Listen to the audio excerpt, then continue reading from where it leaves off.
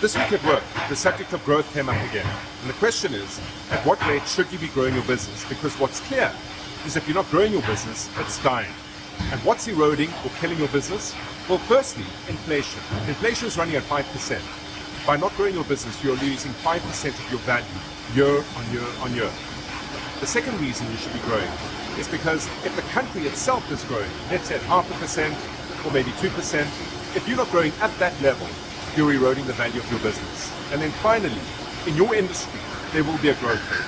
Some industries grow at a higher rate than others, but let's imagine that growth rate to be 2%, 3%, maybe 5% year-on-year growth. If you're not growing at the sum of inflation, the country growth rate, and your industry growth rate, so what would that be? Around 8-9% per annum.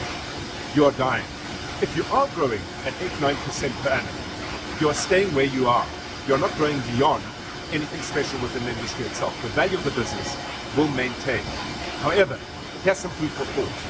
If the economy itself is not growing, if the industry itself is not growing, you have competitors in your industry who may well have growth intentions.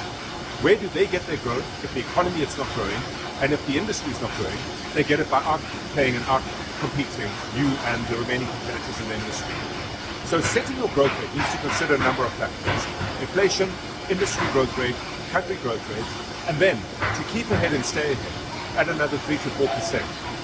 If however the intention is to scale, grow and dominate, classically something you ought to be doing if you've got traction in the market, you want to capitalize on it, or if the intention is for you to exit in the next 3 to 5 years through a sale of business, the last 3 to 5 years of the span of your company needs to have accelerated growth. And the reason for it is this, that any prospective buyer valuing the business will forecast the future growth rates premised on the last 2 to 3 years of growth rates achieved.